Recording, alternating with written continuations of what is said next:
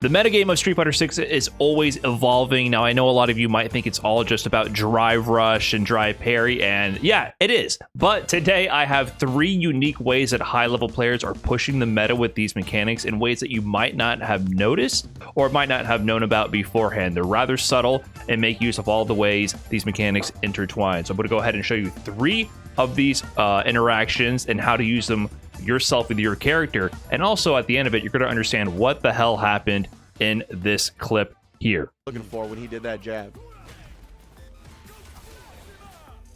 Oh, the DI dodges the... Now, if you did not know that this was extremely high-level gameplay where people were fighting for a Capcom Cup qualification, you might just have assumed that this was just bronze level people pressing on DI and swinging for the fences with their reversals and DIs. But this is Galaxy Brain stuff, and by the end of this video, we will break down this interaction, and you'll know exactly why this was so brilliant and how to utilize it yourself in your gameplay. So the first piece... We just get Roy in here and said he can explain it better. Yeah, man, just turn it on. The first piece of tech we're going to break down here is why drive rush delay overhead is so powerful. And this is something that I've seen more and more people doing. And if you've been watching the YouTube channel, you might know this as the Roy, unfortunately. It took me a while to really understand and appreciate how powerful this technique is. And it's basically just doing drive rush into overhead, but delaying when you do the overhead on your offensive sequence, not doing it immediately as the opponent wakes up. And I'll demonstrate why that's so good with this example here. So the dummy here is going to wake up with crouching light punch to check any overextension. So I'm just going to get this knockdown going here with the medium knuckle, and I'm going to do a meaty drive rush sequence, right? With crouch light punch into jab, just to show that it's like a frame perfect meaty. Now, if I do that instead to the overhead's going to hit way later, and it's going to get interrupted by the wake up crouch and light punch, of course, right? So why would I do a timing like this where the crouch and light kick hits meaty, but the overhead hits way later from the same drive rush? I cannot make the overhead come out faster in this situation. Well, imagine instead of waking up with crouch and light punch, they said go for a parry. In this example, if I go for the overhead, I'm not going to get a perfect parry because I'm not even hitting them on a wake up, right? I'm delaying from the interaction from when they wake up when the overhead connects. But if I go for the low, the light kick here, if I do it right, it hits meaty. So if they wake up with a perfect parry timing, I'm going to eat a perfect parry. What happens is a lot of people attempt to go for perfect parries on their wake up by tapping parry. But there's a unique mechanic or unique fact about the parry is that, for one, it's only active if you tap it for 12 frames. Meaning, from this situation, if I go for the overhead, you see the parry is not active. Parry is actually canceling the block. If I go into like a crouching medium punch or something, it's still going to get parried. Or hit on like the later active frames of the parry from this setup, right? Because it's faster than the overhead, but it's not going to hit on the first active frame, which would give them the perfect parry when they time it right when they wake up.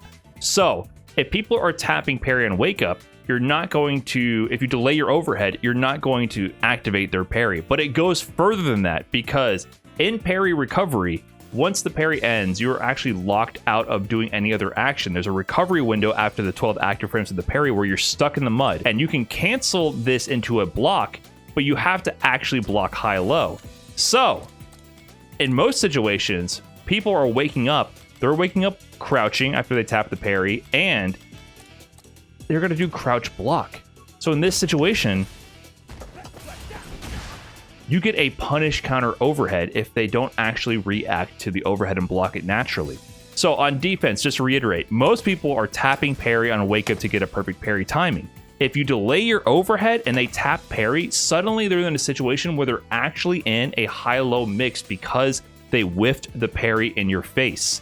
So there's 2 ways to exploit that. You can also do delay low as well, which would force them also to do, a crouch block. See here, if I set it to crouching block, they can actually cancel into block here. Now, if I set to only stand block, the delay low would also work and would get a punish counter as well. But most people are holding down back in these situations, so they tap parry, and then the delayed overhead connects, and that can lead to devastating damage.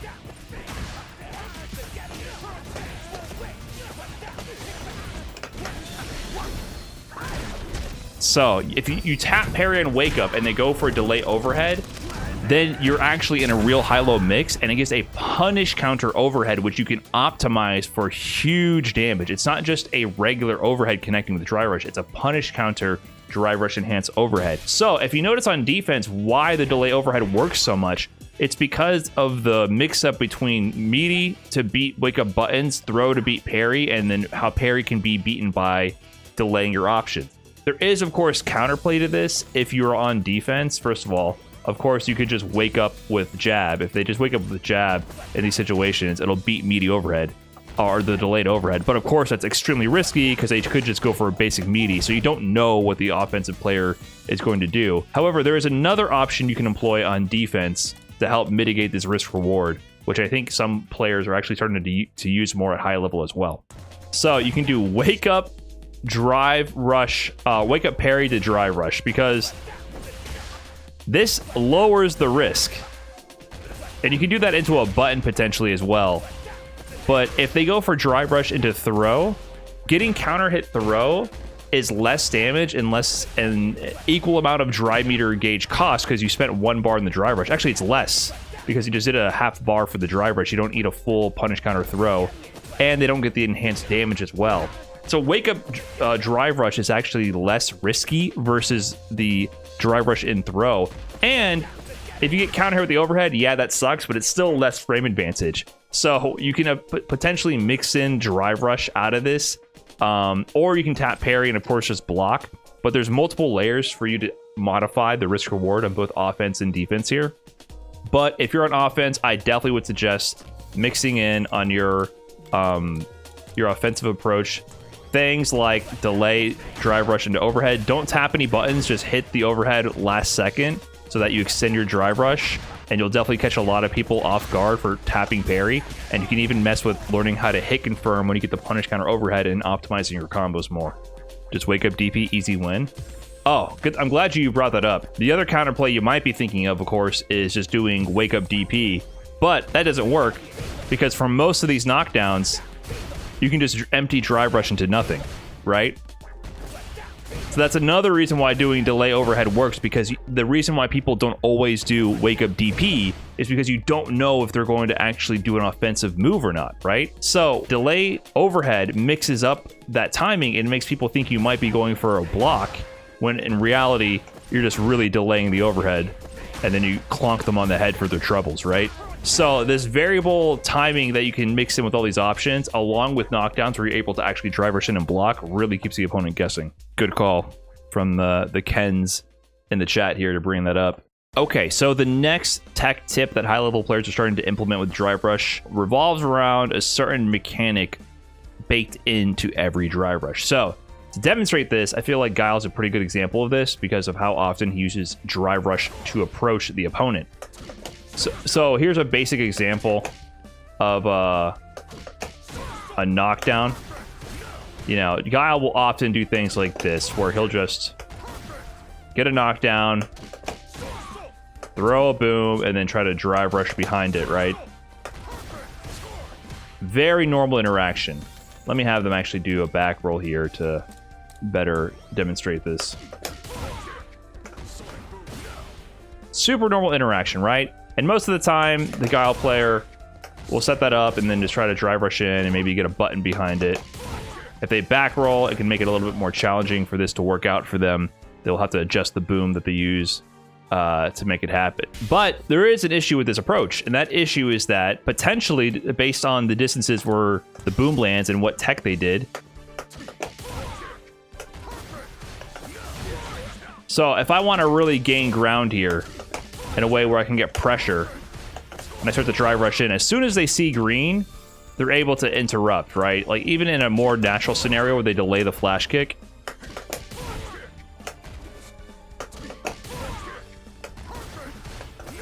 they're going to be able to see your approach with the drive rush, and while holding down back, simply press up forward and flash kick and challenge you. Now, a common thing that people have been doing already is using drive rush jab, for example, to end their drive rush early in order to recover and potentially block and gain a little bit of ground and bait out a reversal from the opponent.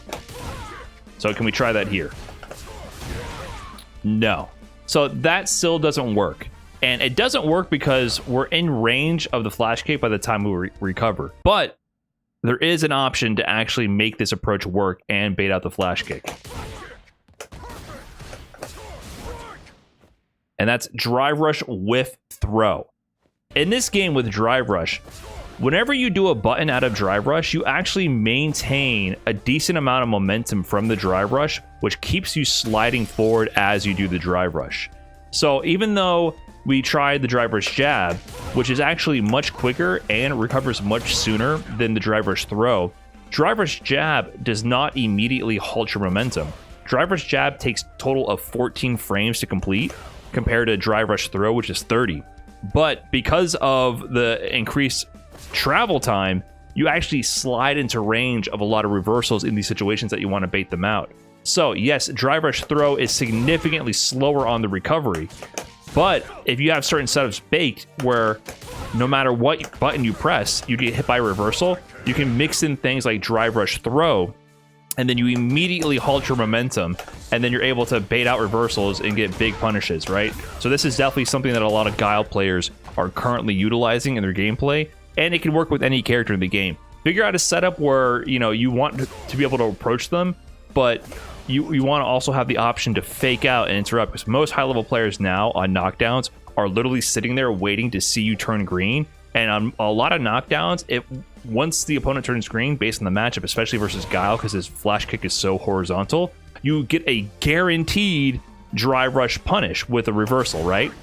However, this drive rush throw, depending on your setup, could be the extra layer that prevents your setup from being completely solved by an invincible reversal and allows you to actually bait out these reversal options. So definitely something I've noticed a lot more players incorporating into their game plan to mix up their options with really effective results, right? So figure out what setups you can do that with your character, and you'll be able to add a lot more layers to your drive rush offense. Okay, and for the last one, we're going to break down exactly why this interaction was so galaxy brain, in case you don't understand exactly what's happening here between Boost and Blue. Low forward drive rush into DI, and then Blue in response did OD up kicks. What the hell is going on? Well, there's two layers to this. So the first layer is Blue on defense is responding to the crouching medium kick drive rush from Boost, and I'm using Ed here as an example, but it works exactly the same. He's doing something that is extremely common now at a higher level play, which is basically called, or usually called, a DPOS on the drive rush cancel DPOS, and that's just a bunch of gibberish to say when you see a crouching medium kick or a crouching medium punch into a drive rush, you do your reversal. And the idea being, with drive rush cancels, especially from mediums, you're forced to go into a button, or else you run the risk of eating an invincible reversal. Why is that the case? Well, when you do a drive rush, you cannot block until like 23 frames after the drive rush activates, but you can press a button right away, like way sooner in your drive rush. I mean, it depends on what button and from what situation, but you can cancel to a button way earlier than block. Meaning, from a medium, if I do drive rush cancel and I try to hold down back, I cannot block in time to bait out this reversal OD flash kick. If I do a heavy, I can do that, right? That's what makes things like heavy punch from Ken so devastating, because they can do like heavy punch, drive rush cancel, then block to bait out your reversal, so you're less inclined to reversal between the pressure. But with a medium, I have to press something, or else this reversal is essentially guaranteed to interrupt. So what is a block string from a crouching medium kick drive rush cancel? Only jab. Only jab. If I do medium punch, if I do crouching light kick, if I do stand medium punch, if I do heavy punch, none of these are fast enough to be an airtight block string so that the reversal will get through. And that's true for any invincible reversal, just like Ken ODDP, Ryu ODDP, and Guile flash kick, of course. So you're forced to do jab here. Okay, so to demonstrate how this option select really works, I have two recordings here, and one of them he's going to do drive rush crouching medium kick into jab, and on the other one, the Ken is going to do drive rush crouching medium kick into throw, which is two super common options employed when doing drive rush cancels, right? So if I do this option select correctly, the idea is I should only get the up kicks to come out if he goes for throw. So you see here, I'm doing the same input. I'm inputting OD up kicks, but it only comes out when the Ken player leaves a gap by going for the throw. If he does the jab, it'll always be an airtight block string, and it'll never come out. This is like drive rush defense 101 right now. This is part of the meta. If you see a crouching medium kick, drive rush cancel, you do your invincible reversal, and then you go back to blocking, right? So that way you can defend. You don't have to get hit by the fake throw. So I messed it up there, but you should be practicing this in order to avoid these throw situations. Now, that is what you would expect to be the common option to do right there. Would just be low forward drive rush into a jab to keep it airtight to avoid that mix-up. But Boos is no ordinary player, and he had the next level ready, which is, of course, what we saw in that recording. Instead of just doing the drive rush cancel to jab or throw and dealing with the OS, he knew that Blue would employ this OS, and he had the counterplay, which is, of course, what we saw. Drive rush cancel from medium canceled into DI, which looks absurd, but it is the solution in many cases to this autopilot option select that most high-level players are using. I mean, pretty much everyone in Master Rank is employing this fairly consistently against drive rush. And if you see here, this is plus 18, dude. It's drive meter hungry because it's cost 3 bars, but you get an actual massive punish on this.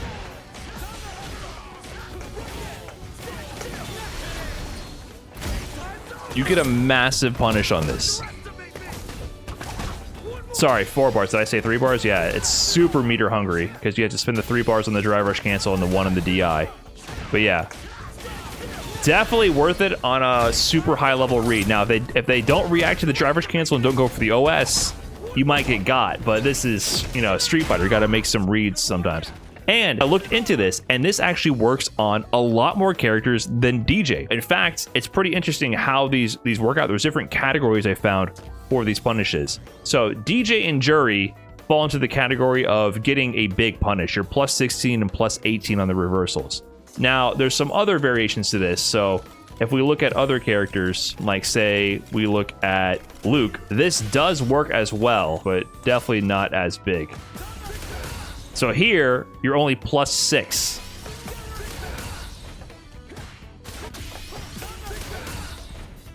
So for Ed, that's not the best frame advantage to have. But it's enough. It's enough to get the party started.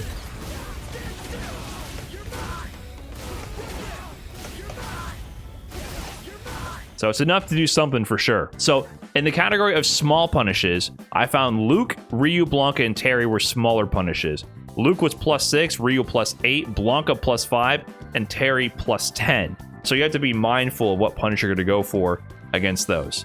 Now, there's a category of like special interactions as well. So of course for this one, we got to bring up everybody's favorite punching bag, Jamie. So his just gets straight up crumpled. Because it doesn't activate the full animation, you just get a basic actual DI crumple, grounded. So you can do huge damage to his drive meter depending on the situation. So, I mean, in this case, it can be really bad.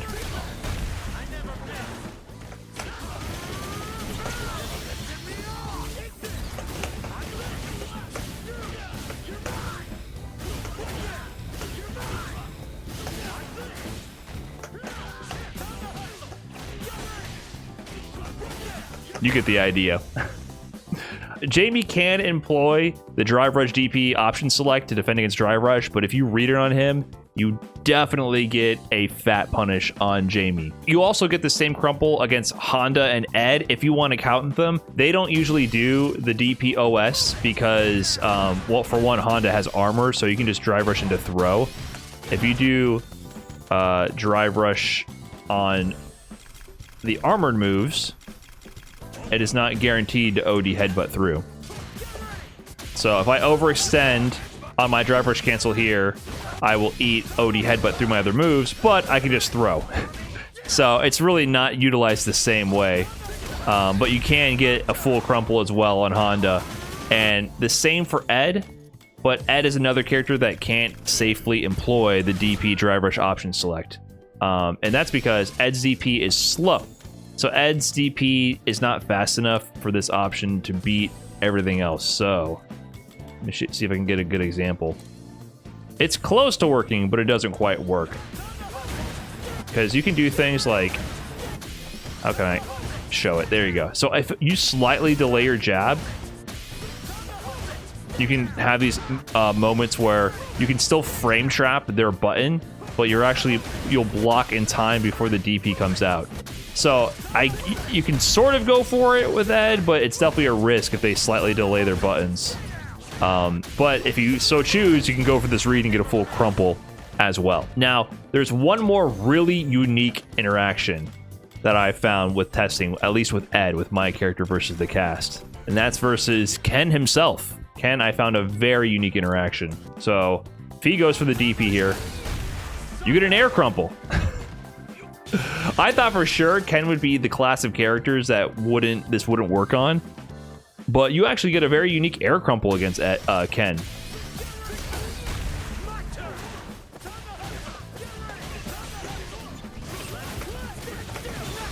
So you can learn to optimize that. It's very meter costly, but in a last second read situation, you can definitely get punishes like that.